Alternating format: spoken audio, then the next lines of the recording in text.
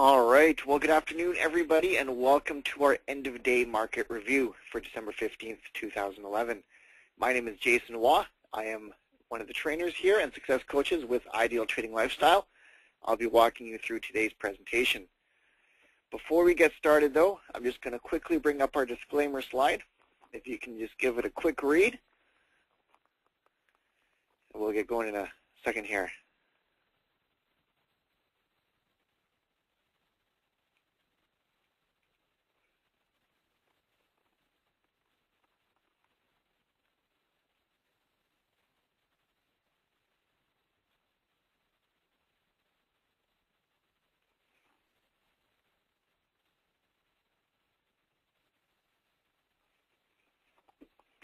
All right. So a few things that we're going to be covering today. We're going to start things off by looking at the daily news. For those of you who have been actively involved in the marketplace for any amount of time, you'll know that the daily news is really the #1 contributing factor to the overall market conditions these days. We will be also looking at the market outlook, which will include analysis on the S&P 500. We'll be looking for support and resistance levels, as well as identifying the current location of the MACD. We'll be looking at the volatility indicator, the VIX.X, and we'll use this to help us identify just how much volatility is in the marketplace and what we should be doing about that volatility. There are a few stocks from our current watch list that we'll be able to take a look at, as well as a stock that actually looked like it was a decent trade yesterday. So we will take a look at that as well. Let's see here. Preparing for tomorrow.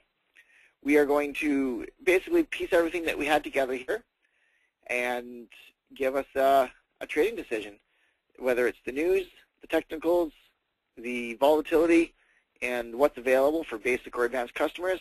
That's going to be what we'll look at. And then finally, we'll finish things off with any questions that you guys might have.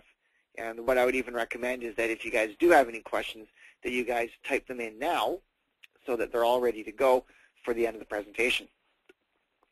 All right, so let's start off with the news. I'm going to be going to Yahoo Finance. And there's a few things to look at here.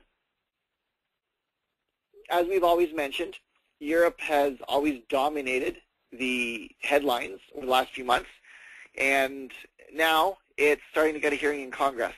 So it's definitely a big deal, and the U.S. economy is definitely being affected by it, and they're starting to be much more open about its effect on our markets here.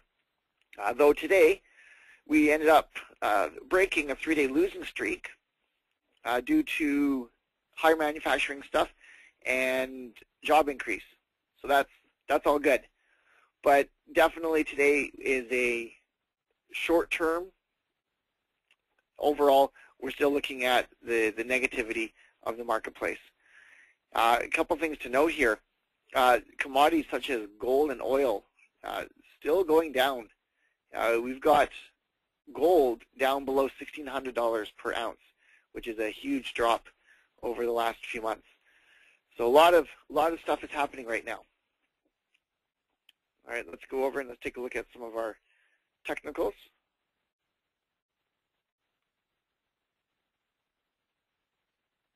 All right, so here you can see the S&P 500, and you can see the 3-day losing streak that we had just a little bit ago, and now we've got this white candle right there. Well, what we've got is some clear overhead resistance. Now, this resistance isn't an issue right now at all because the markets are all declining, but it is going to be a hindrance again if we see that rally, which we're hoping for. What we're really going to be hoping for is for the S&P 500 to find support at around 1,200. Now, that would require the S&P to still decline another 15 points, but it would be good to see that there's some support found, that the markets can hold themselves up through this rough time. If it doesn't find support there, there is the rising support line, which has been building since the beginning of October. Now, the nice thing about that one is it is rising, which means every day that we kind of survive, that support line is just going to get a little bit higher and higher. The MACD is unfortunately not looking very good. It's considered declining bearish because the black line is down below the 0 line, and obviously it's falling. It's also important to note that the black line is below the blue line. So we've got really the worst case scenario for the MACD, and that does suggest that support levels won't necessarily be doing as good of a job as they should. Right now, though, this is just a representation of what's really going on, which is the news. All right. Here we're looking at the VIX.X, the volatility indicator. The purpose of this indicator is to identify the volatility in the marketplace. Anytime you see that that indicator is above 30, you would be considering the markets to be too volatile and should not be traded in.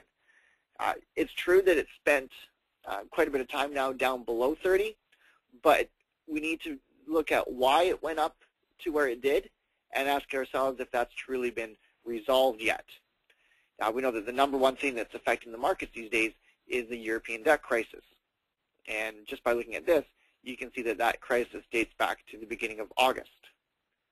Right now, it is below 30. But is the European debt crisis done and over with? Absolutely not. So as a result, there's still a very good chance that whatever's happening in Europe is going to drag this indicator back up into the negative territory and cause things to be unpredictable. As a result, we really need to be avoiding the long-term positions. For our advanced customers, the trading and holding on to a stock for 4 or 5 days isn't a good idea right now. The quicker we can get in and get out, the better. So we'd really prefer to just get in, and if we can get out within the same day, great. We need to make sure that we're looking at the pre-market news, the opening futures, all of that good stuff to really make that final trading decision. Because if there's anything that signals negativity, we need to jump ship. All right, let's take a look at some of the stock from our current watch list. So I am going to be looking at just a few of the basic picks. All right, so we're going to look at CCK.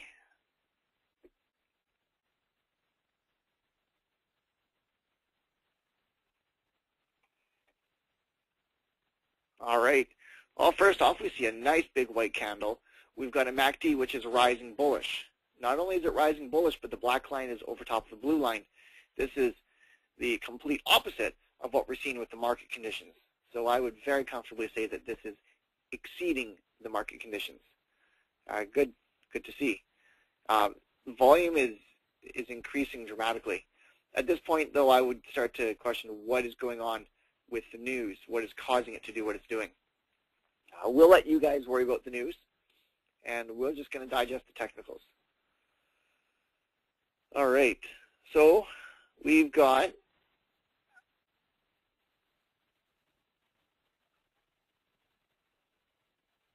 that,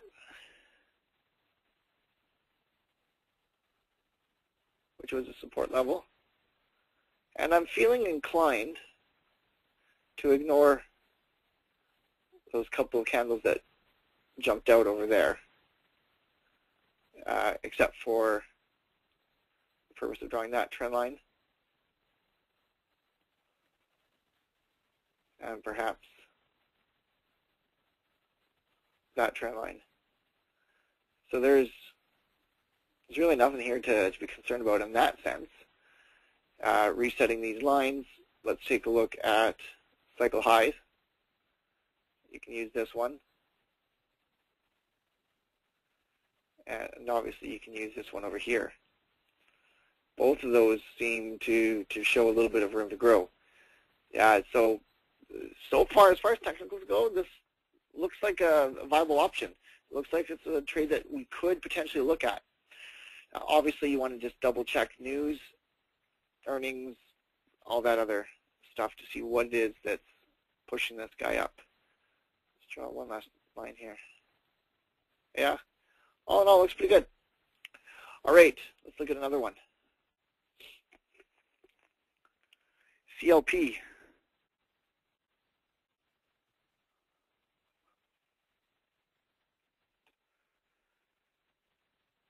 All right, so this one I don't like. And right off the bat, I don't like it because of the lack of room to cycle high there.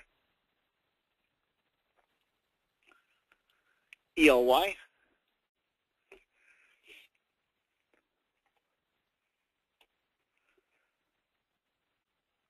Same situation with this one.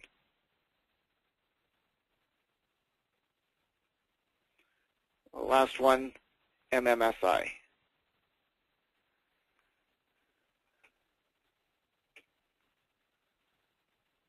All right, so we've actually got stock that closed at 1368, opened at 1350. Oh, sorry, opened at 1368, closed at 1368. So there's not really much of a candle here. Optimists would say white candle, pessimists would say red candle. I don't really like to trade off of something that's debatable. Also, you can see that this company has been ranging sideways since October, where to have a couple up days, couple down days, couple up days, couple down days, really doesn't go beyond $14 or down below $13. Very dangerous time to trade because you could end up holding on to a stock for a long period of time before seeing any profits, which would obviously result in loss of trading opportunities, and then it could eventually finally have a breakthrough, and we don't know which way it's going to go, up or down. Who knows? So this is definitely not one that we'd want to take a look at. One that we did look at yesterday was TUES, symbol for Tuesday morning. And as you can see, we had ourselves a pretty decent day today. Unfortunately, we would not have been able to get in because it gapped up, but it certainly did what it was supposed to do. It grew, it made money. It went from a closing price of $321 up to closing price today of $333, high of $336. So it definitely did pretty good there. All right, let's talk what to do tomorrow. For tomorrow, we are going to continue to look at the watch list picks, and we're going to see if there's anything that suits our fancy. We're going to go ahead and look at the news and the earnings, all of the other stuff that we would need to do to make that trading decision. We can go ahead and we can put that order in with our broker. However, we need to keep a few things in mind. One, the markets themselves are declining bearish. As a result, basic customers probably shouldn't be trading at all. Advanced customers with some serious discretion, our seasoned basic customers could still trade, but we're going to be keeping a very close eye on the opening news and the pre-market futures. Those two things are going to be the final decision as to whether or not we trade. If we see anything that looks like it's negativity tomorrow, negative news, negative futures, stalling, indecisiveness, uncertainty, any of that, we're going to say, you know what, not for me, thanks. And even if we do trade, we're going to make sure that we're using conservative lot sizes. We're not going to be going all in. We're going to just be nice and casual.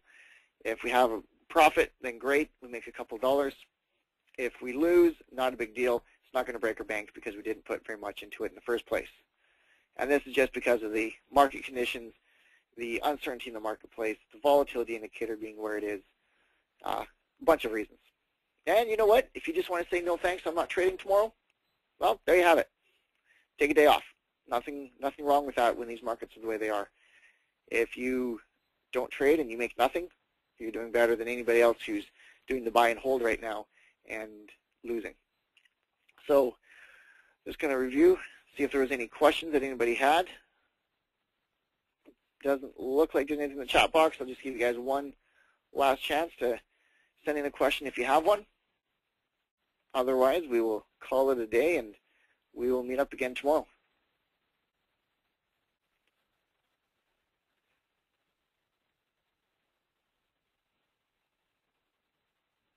All right, well, by the sounds of it, looks like everybody is good to go. So I'd like to thank you guys for attending today. We will have this video up and online in a little bit, and we will catch you guys tomorrow. Talk to you guys later.